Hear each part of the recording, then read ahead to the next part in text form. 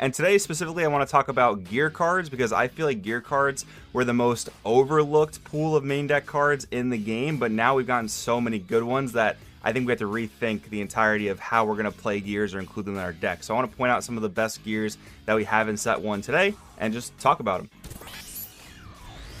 Alright guys, here we are on Piltover Archive with all the set 1 Origins gears pulled up. Let's get right on into it. I'm going to kind of skip over Iron Ballista because I feel like the card's a little bit mid. I'm sure it'll have its applications maybe, but the fact that it enters play exhausted so you can't like immediately answer a 2 might guy in a battlefield makes it kind of rough. But anyways, I am very excited to talk about Sun Disc. I feel like this card is kind of bonkers, to be honest. So it's a 2-drop, 1 red power gear.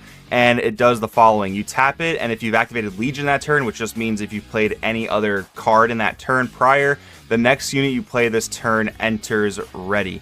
I think this is going to be absolutely insane in Darius, maybe even Jinx, because you can spam out cards pretty easily, so activating Legion is not really going to be a problem. And in Darius specifically, this is a Legion activator when you play it itself the first time per turn, which is really, really cool. So I think this card is going to be very, very strong. Again, just making us reevaluate how we have to look at playing gears, because in Darius before, you might have played like 3 red seals and called it a day, but a card like this adds so much value. But how do you determine how many to play? Do you play 3 and then run the risk of clunking your hand with so many gears early?